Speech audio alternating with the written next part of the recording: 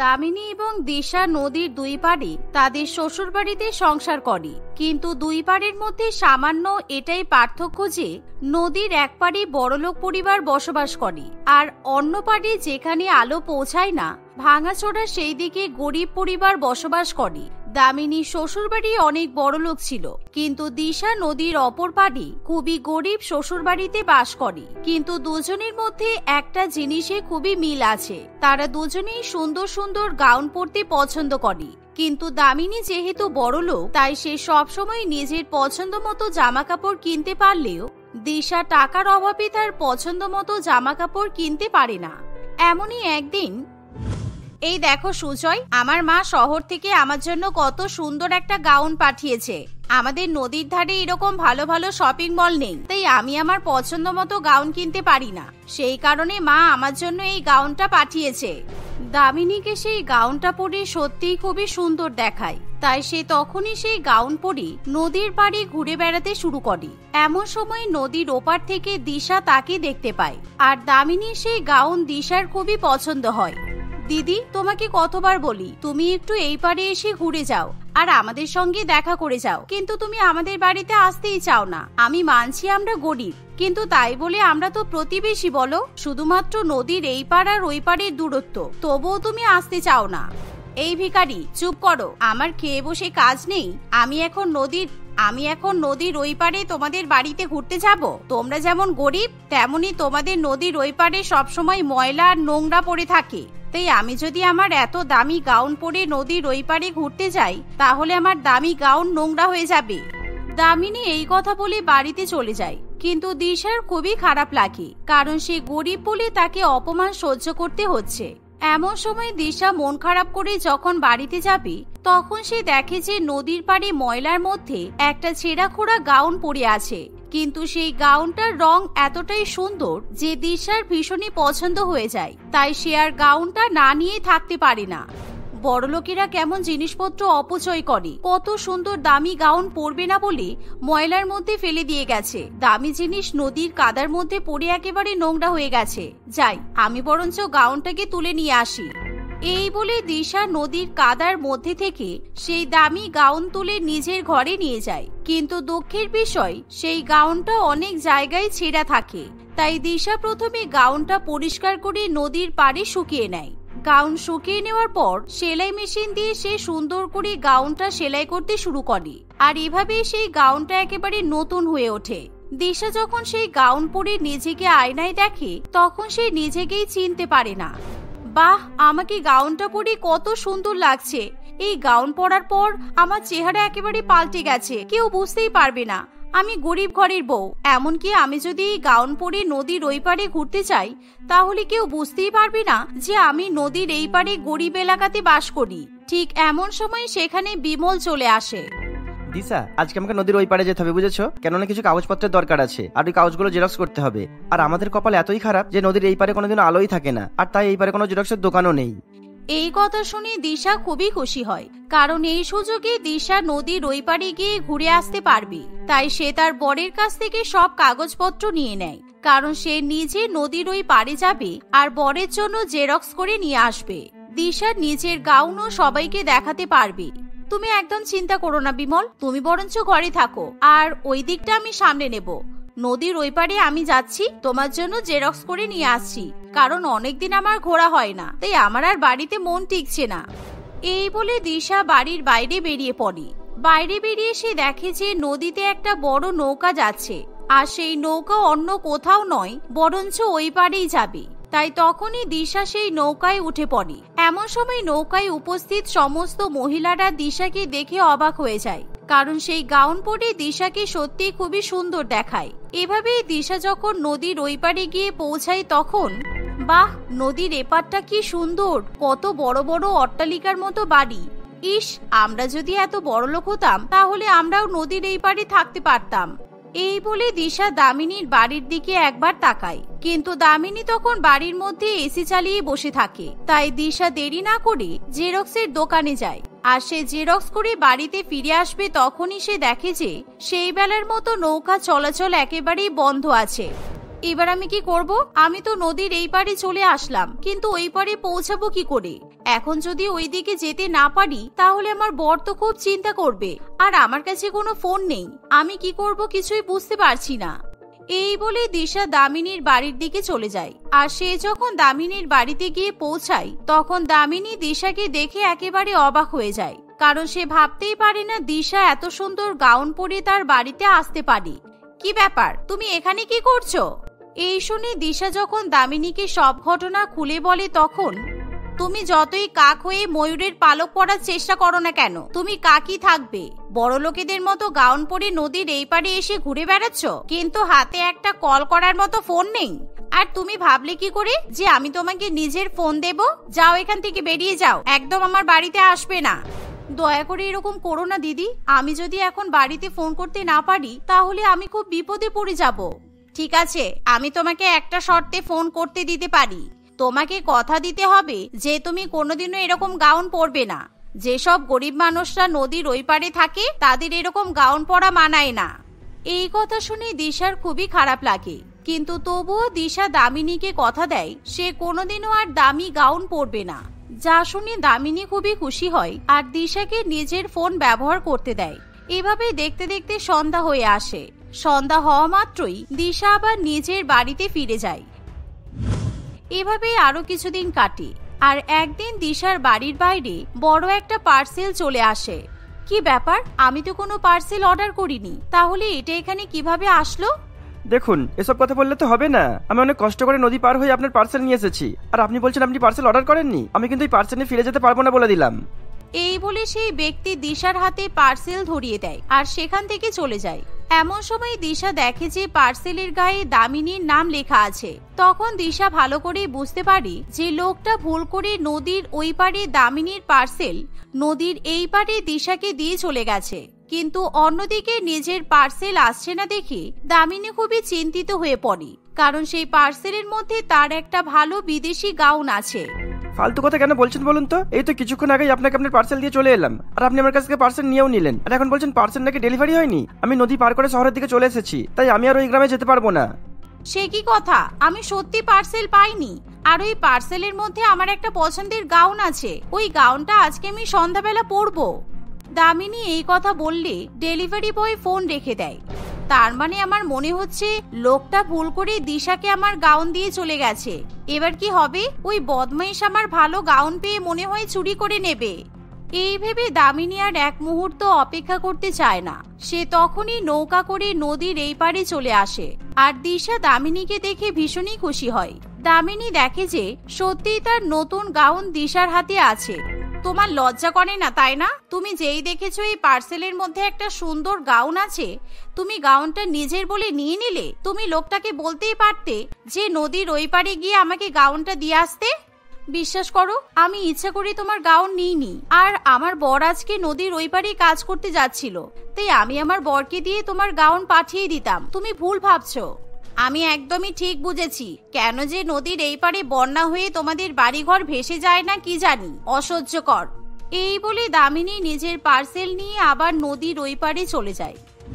এভাবেই দেখতে দেখতে আরো কিছুদিন কাটে, আর প্রত্যেকদিন দামিনী নিজের শ্বশুর বাড়িতে দামি দামি গাউন পরে ঘুরে বেড়ায়। তার গাউনের কালেকশন এতই সুন্দর যে নদীর পাড়ে সকল মহিলারা তার বাড়িতে সুন্দর সুন্দর গাউন দেখতে চলে আসে।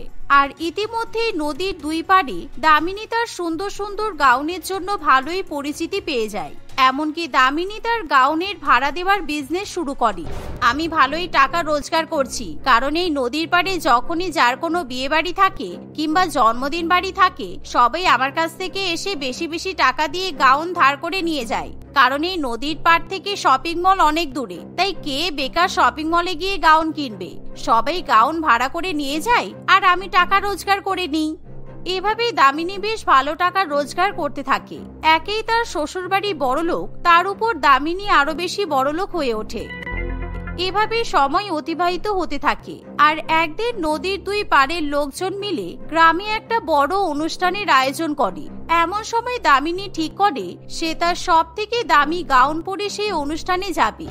অন্যদিকে, আচ্ছা দিশা, আজকে অনুষ্ঠানের দিন তুমি এরকম ছেঁড়া শাড়ি পরেছো কেন বলো তো? তুমি আগের দিন কত সুন্দর একটা গাউন পরেছিলে, তাই তুমি আজকে ওইরকম গাউন পরো। তোমাকে গাউন পরে দেখতে খুব সুন্দর লাগছিল। না না, আমি গাউন পরতে পারবো না। বিমল দিশার কথা শুনতে চায় না, সে দিশাকে জোর করতে থাকে। তাই দিশা তার স্বামীর কথা রাখার জন্য একটা গাউন পরে নেয়, কারণ এই গাউনটা সে কিছুদিন আগেই বানিয়ে রেখেছে। কিন্তু সে যেহেতু দামিনীকে কথা দিয়েছে, তাই সে এই গাউনটা কোনোদিনও পরতে পারেনি। এমন সময় দিশা এবং দামিনী দুজনেই নদীর এই পার এবং ওই পার থেকে সেই অনুষ্ঠানে গিয়ে উপস্থিত হয়। কিন্তু দিশাকে দেখে দামিনী একেবারে জ্বলে পুড়ে ওঠে, কারণ দামিনীর থেকে দিশার গাউন অনেক বেশি সুন্দর। বদমাইশ মেয়ে একটা, তুই তো আমায় কথা দিয়েছিলিস যে তুই কোনোদিনও আর গাউন পরবি না, তাহলে তুই আমার কথা শুনলি না কেন? তুই তোর কথার খেলাপ করেছিস, তাই তোর কি অবস্থা করতে হয় আমি ভালো করেই জানি। দামিনী এরকম ভাবে দিশার দিকে তাকিয়ে চোখ রাঙাতে থাকে। আর ঠিক তখনই নদীর পাড়ে ভীষণ পরিমাণে ঝড় ওঠে, সবাই এদিক ওদিক পালাতে শুরু করে। এমন সময় দিশা এবং দামিনীর পরিবারও খুব ভয় পেয়ে যায়। আর দামিনী যেহেতু অনেক বড় এবং ঘেরওয়ালা গাউন পরে থাকে, তাই সে নদীর পাড়ে কাদার মধ্যে দিয়ে বেরোতে পারে না। এমন সময় দিশা তার দিকে সাহায্যের হাত বাড়িয়ে দেয়। তোমার কিছু হবে না দিদি, তুমি এখন আমার সঙ্গে এসো, আমি তোমাকে নিরাপদ জায়গায় নিয়ে যাব, আর তারপর ঝড় কমে গেলে তুমি নদীর ওই পারে ফিরে যাবে। এই বলে দিশা দামিনীকে সাহায্য করে আর তাকে একটা নিরাপদ জায়গায় নিয়ে যায়। তুমিও তো আমার মতো গাউন পরে আছো, কিন্তু তুমি এই গাউন পরে ঝড়ের মধ্যে নদীর পাড়ে দৌড়াদৌড়ি করলে কিভাবে?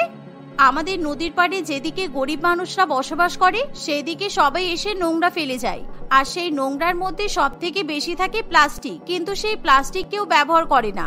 আর আমি সেই প্লাস্টিক ব্যবহার করি, তার মধ্যে কাপড় দিয়ে রং মিশিয়ে আমার জন্য এই গাউনটা তৈরি করেছি, তাই নদীর পাড়ের কাদা আমার গায়ে লাগছে না। দিশার এমন কথা শুনে দামিনী ভীষণই অবাক হয়, কারণ তাদের বড়লোকের নদীর পাড় থেকেই গরিবদের নদীর পাড়ে গিয়ে ময়লা ফেলা হয়। সুতরাং সে কি বলে দিশার কাছে ক্ষমা চাইবে বুঝে উঠতে পারে না। কিছুক্ষণের মধ্যে ঝড় থেমে গেলে দিশা দামিনীকে নদীর পাড়ে দিয়ে আসে, কিন্তু সেদিনের পর থেকে দামিনী কখনো দিশাকে অপমান করে না। আর সেই সাথে দামিনী এবং তাদের পাড়া প্রতিবেশী কেউই নদীর ওই পাড়ে প্লাস্টিক জাতীয় বর্জ্য পদার্থ ফেলে না। প্রিয়াঙ্কা দেখতে খুবই সুন্দর ছিল, যেমনই ফর্সা তার গায়ের রং ছিল, তেমনি তার হাইট এবং ফিগারও খুব ভালো ছিল। সে নিজের সৌন্দর্য নিয়ে সবসময় খুবই গর্ব করত। সেই সাথে প্রিয়াঙ্কা অন্যদেরকে সবসময় নিজের রূপের সঙ্গে তুলনা করে অপমান করার চেষ্টা করত, যেটা প্রিয়াঙ্কার শাশুড়ি মা একেবারেই পছন্দ করত না। প্রিয়াঙ্কার পরিবারে ছিল তার স্বামী বিজয় এবং তার বিধবা শাশুড়ি মা সুকন্যা দেবী। একদিন প্রিয়াঙ্কা চা খেতে খেতে তার ফোনে ইউটিউব চালিয়ে বেশ কিছু শর্ট ভিডিও দেখতে থাকে। তখনই হঠাৎ করে একটা মেয়ের ভিডিও তার সামনে চলে আসে। সেই ভিডিওটা দেখে প্রিয়াঙ্কা খুবই জোরে জোরে হাসতে থাকে।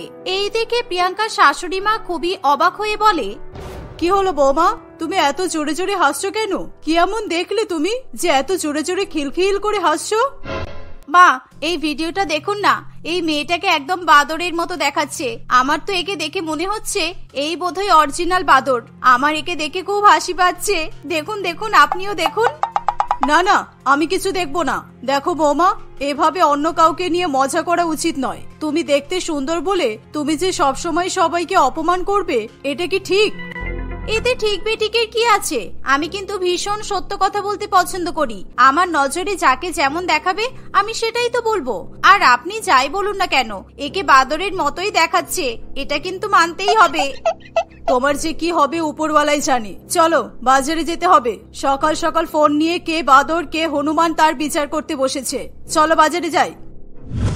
এই বলে সুকন্যা দেবী তার বৌমার সঙ্গে বাজারে যাবে বলে বাড়ি থেকে বেরিয়ে পড়ে। বাজারের দিকে যেতে গিয়ে প্রিয়াঙ্কার সঙ্গে তার ছোটবেলার বান্ধবী মৌমিতার দেখা হয়। মৌমিতা সেই সময় খুবই ভারী শাড়ি পরে এবং সেই সঙ্গে মুখে খুবই ডার্ক মেকআপ করে কোথাও একটা যাচ্ছিল। সে তার ছোটবেলার বান্ধবী প্রিয়াঙ্কাকে দেখে খুবই খুশি হয়। কিরে প্রিয়াঙ্কা, কেমন আছিস? আমাকে দেখে চিনতে পারছিস না? আমি মৌমিতা। আরে হ্যাঁ, তোকে আবার কি করে ভুলে যাব বলতো? সেই তো একই রকমই দেখতে আছিস। আগেও এরকম বাদরের মতো মুখে ডার্ক মেকআপ করে ঘুরে বেড়াতিস, আর এখনো সেই বাদরের মতোই মেকআপ করে ঘুরে বেড়াচ্ছিস। কোনো তফাৎ নেই কিন্তু। আর তোর আজকে মেকআপটা কিন্তু দারুণ হয়েছে। অরিজিনালি তোকে বাদরই মনে হচ্ছে। প্রিয়াঙ্কা এভাবে তার বন্ধুকে অপমান করায় মৌমিতার খুবই খারাপ লাগে। দেখ, সবাই যে তোর মতো সুন্দর হবে তা তো নয়, উপরওয়ালা যাকে যেমন বানিয়েছে। আর আমাকে বাদরের মতো দেখতে লাগলেও আমার কোনো অসুবিধা নেই। আচ্ছা, আমি এবার আসি, আমার দেরি হয়ে যাচ্ছে। আসলে আমি বিয়ে বাড়ি যাচ্ছি বলে এরকম সেজেছি। আচ্ছা মাসিমা, আসছি, ভালো থাকবেন। এই বলে মৌমিতা সেখান থেকে চলে যায়। মৌমিতা চলে যাওয়ার পরেও প্রিয়াঙ্কা একইভাবে হাসতে থাকে। দেখো বৌমা, তুমি কিন্তু এটা ঠিক করনি। এরকম সবসময় সবাইকে বাদর বলে ডাকা বন্ধ করো। তুমি তো শুধুমাত্র নিজেকে ছাড়া এই পৃথিবীর সবাইকেই বাদর মনে করো। নিজের ছোটবেলার বন্ধুকে কেউ এরকম ভাবে অপমান করে? তুমি দেখতে সুন্দর বলে সবাইকে এভাবে অপমান করার অধিকার তোমার নেই। আরে আপনি রেগে যাচ্ছেন কেন মা? আপনি তো এমন করছেন যেন আমি মৌমিতাকে নয় আপনাকেই বাদর বলে ফেলেছি। আপনি পুরোপুরি বাদরের মতো দেখতে নন, কিন্তু হ্যাঁ, এই বাদিক থেকে আপনাকে দেখলে একটু বাদরের মতোই মনে হয়। প্রিয়াঙ্কার মুখে এমন কথা শুনে সুকন্যা দেবী প্রচন্ড পরিমাণে রেগে যায়। আমার আর কিছু বলার নেই। এরকম ভাবে সবাইকে অপমান করো তো একদিন তুমি বুঝতে পারবে। একদিন তোমার সাথে এমন কিছু হবে, তুমি তখন আফসোস করবে। দেখে নিও তুমি। এই বলে সুকন্যা দেবী রাগ করে সেখান থেকে চলে যায়। প্রিয়াঙ্কার তাতেও কিছু যায় আসে না। সে খুশি মনে বাজার করে বাড়ি ফেরে। এরকম ভাবে 4-5 দিন কাটে। একদিন সকালবেলা প্রিয়াঙ্কা যখন ঘুম থেকে ওঠে, তখন তার শাশুড়ি মা তাকে দেখে একেবারে চমকে ওঠে। কই মা, আপনি চা করেছেন? আজকে ঘুম থেকে উঠতে খুব দেরি হয়ে গেল। আমার চাটা একটু গরম করে দিন তো। কি হলো? আপনি এরকম ভাবে আমাকে দেখে চমকে যাচ্ছেন কেন? এরকম অবাক হয়ে তাকানোর কি আছে? এটা কি করে সম্ভব? আমি কি কোনো স্বপ্ন দেখছি? এরকম অবাস্তব কাণ্ড কিভাবে হতে পারে? তুমি কি সত্যি প্রিয়াঙ্কা নাকি অন্য কেউ? আরে কি হয়েছে আপনি বলবেন তো? আমি আপনার বৌমা প্রিয়াঙ্কা। আপনি আমাকে চিনতে পারছেন না কেন? তুমি তো পুরো বাদরের মতো দেখতে হয়ে গেছো। তোমার মুখ আর আগের মতো নেই। তোমার মুখটা পুরো বাদরের মতো হয়ে গেছে। তোমাকে দেখতে খুবই ভয়ঙ্কর লাগছে। ইস কি বাজে! প্রিয়াঙ্কা তার শাশুড়ি মায়ের কথা শুনে ভীষণ অবাক হয়। দেখুন, আপনি কি সত্যি পাগল হয়ে গেছেন? আমি জানি আমি সবসময় সবাইকে বাদর বলি বলে আপনিও আমাকে বাদর বলে ডাকছেন। না না, একদমই নয়। আমি সত্যি বলছি বৌমা। তোমার বিশ্বাস না হলে তুমি আয়নাতে দেখো। দেখো, তুমি আয়নায় তোমার মুখ দেখো, বুঝতে পারবে। প্রিয়াঙ্কা তার শাশুড়ি মায়ের কথা শুনে তাড়াতাড়ি আয়নার সামনে গিয়ে দাঁড়িয়ে পড়ে। কিন্তু সে আয়নাতে তার মুখ একদম স্বাভাবিকভাবেই দেখতে পায়। কই, আপনি শুধু শুধু আমাকে মিথ্যা কথা বলছেন কেন? আমার মুখ তো একদম ঠিক আছে। আমি আগে যেরকম ছিলাম সেরকমই তো আছি। আপনি শুধু শুধু আমাকে ভয় দেখাচ্ছেন। সুকন্যা দেবী প্রিয়াঙ্কার কথা শুনে ভীষণ পরিমাণে অবাক হয়। আমার মাথা কাজ করছে না বৌমা। এসব কি হচ্ছে তোমার সঙ্গে? আমি তো স্পষ্ট দেখতে পাচ্ছি তোমার মুখটা পুরো বাদরের মতো হয়ে গেছে। একেবারে অরিজিনাল বাদরের মুখ। আর তুমি নিজেকে ঠিক কিভাবে দেখতে পাচ্ছ? আমার মনে হয় নিশ্চয়ই তোমাকে কেউ অভিশাপ দিয়েছে, সেই জন্যই তোমার সাথে এরকম হচ্ছে। মানুষ আবার কখনো বাদর হতে পারে? আপনি যাই বলেন না কেন, আমি কিছুতেই আপনার কথা মানবো না। কে অভিশাপ দেবে? আর আমি বাদর হয়ে যাব এটা কখনো সম্ভব নয়। এসব শুধুমাত্র গল্পে হয়, বাস্তবে এসব হয় না। দেখো বৌমা, তুমি ভালো করেই জানো আমি কিন্তু মিথ্যা কথা বলতে পছন্দ করি না। কিন্তু ব্যাপার হলো, আমি এবার কিভাবে তোমাকে বিশ্বাস করাই বলো তো? দাঁড়াও, আমি বরং পাশের বাড়ির বুলটিকে একবার ডাকি। বুলটি এখানে এসে তোমাকে দেখে কি বলে এটাই এখন দেখার বিষয়। আমি বুলটিকে জানালা দিয়েই ডাকি। এই বুলটি, বুলটি, একবার এদিকে এসো তো। বুলটি দেবী কিছুক্ষণের মধ্যেই সেখানে চলে আসে। বুলটি দেবী সেখানে এসেই প্রিয়াঙ্কাকে দেখে একেবারে চমকে ওঠে। এটা কে গো? এই বাদরটা কোথা থেকে এলো? কি গো দিদি, এই বাদরটা তোমার বৌমার শাড়ি পরে আছে কেন? তোমার বৌমা কি বাদর হয়ে গেল নাকি? এই মা, কি কাণ্ড! আমি কি দেখছি গো? ইস কি বাজে দেখাচ্ছে। বুলটি দেবীর কথা শুনে প্রিয়াঙ্কা একেবারেই হতবাক হয়ে যায়। কাকিমণি, আপনি সত্যি বলছেন? আমি একদম বাদরের মতো দেখতে হয়ে গেছি? আমাকে সত্যি আপনারা সবাই বাদর দেখতে পাচ্ছেন? আমি কিছু বুঝতে পারছি না। আমি তো নিজেকে ঠিকই দেখছি। দিদি, আমি এখন এখান থেকে চলি, বুঝলে? আমার এখানে থাকতে বড্ড ভয় করছে। তোমার বৌমার সামনে থাকলে আমিও যদি তোমার বৌমার মতো বাদর হয়ে যাই, যতদিন না তোমার বৌমা ঠিক হচ্ছে আমি তোমাদের বাড়িতে আসবো না। হ্যাঁ।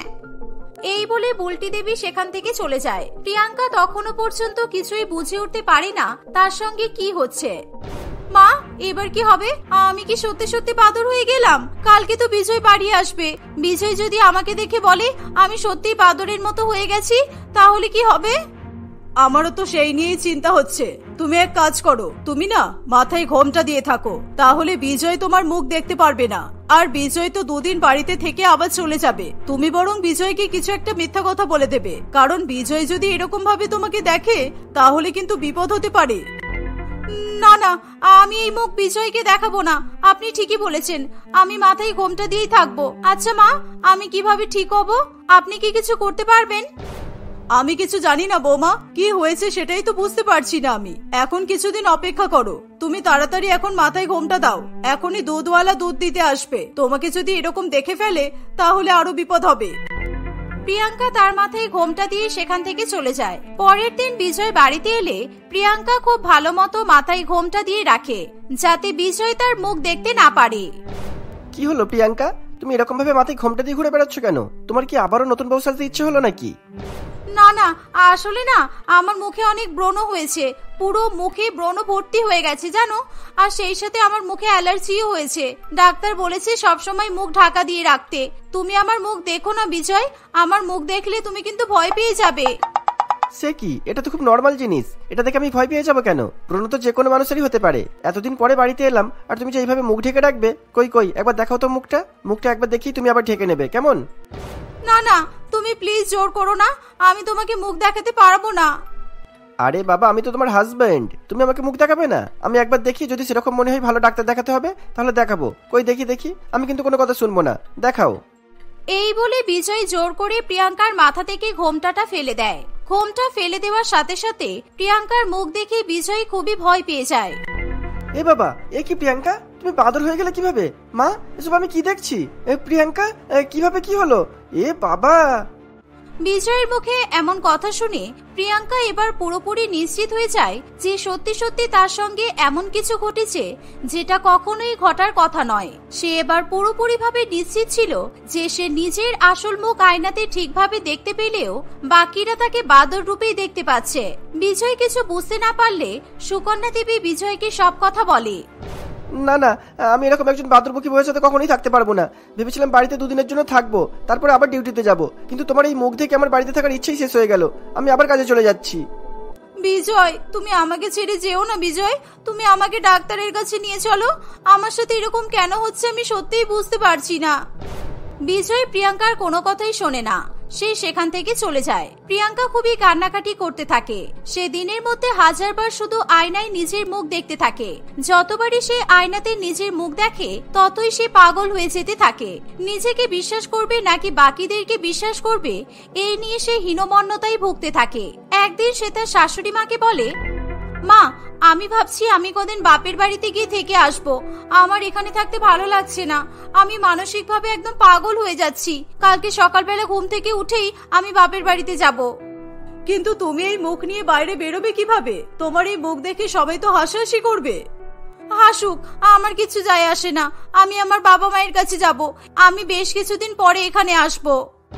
এই বলে প্রিয়াঙ্কা ঘুমাতে চলে যায়। পরের দিন সকালবেলা সে ঘুম থেকে উঠেই বাপের বাড়িতে যাওয়ার জন্য বেরিয়ে পড়ে। কিন্তু বাড়ি থেকে বেরোনো মাত্রই তার পাড়া পড়শি, বাচ্চা বুড়ো সকলেই প্রিয়াঙ্কাকে দেখে খুবই হাসাহাসি করতে থাকে। প্রিয়াঙ্কা এরকম অপমান কিছুতেই মেনে নিতে পারে না, তাই সে বাপের বাড়িতে না গিয়ে আবার বাড়িতে ফিরে আসে। আপনি ঠিকই বলেছিলেন মা, সবাই আমাকে দেখে ভীষণ হাসাহাসি করছে। আমি এরকম ভাবে আর বাঁচতে পারবো না, আমি নিজেকে শেষ করে দেব। এই জীবন আমি আর রাখতে চাই না। উপরবেলা আমাকে আমার পাপের শাস্তি দিচ্ছে।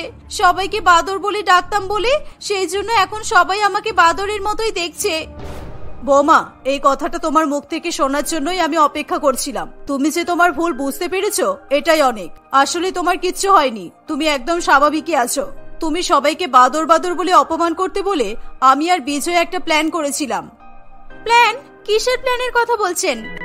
আমি বলছি প্রিয়াঙ্কা, আমি আর মা আমাদের পাড়া প্রতিবেশীর কয়েকজনের সাহায্য নিয়েছিলাম, যাতে তোমাকে বোঝাতে পারি যে তুমি সত্যি সত্যি বাদর হয়ে গেছো। কেউ যখন কাউকে বাদর বলে তখন যে তার কেমন লাগে এটা বোঝানোর জন্যই আমরা এমন করেছি। আর তুমি যখন বাইরে বেরিয়েছিলে না, তোমাকে দেখে তো সবাই হাসছিল, কারণ মা তোমার মুখে কালি মাখিয়ে দিয়েছিল। তোমার মুখের কালি দেখেই সবাই হাসাহাসি করছিল। বিজয়ের কথা শুনে প্রিয়াঙ্কা আয়নার দিকে তাকিয়ে দেখে সত্যি সত্যি তার মুখে তখনও কালি লাগানো আছে। প্রিয়াঙ্কার কাছে সবকিছু এবার ক্লিয়ার হয়ে যায়। ভাগ্যিস আমার কিচ্ছু হয়নি। আমি তো ভেবেছিলাম আমি সত্যিই বাদর হয়ে গেছি। তোমরা আমাকে উচিত শিক্ষা দিয়েছো।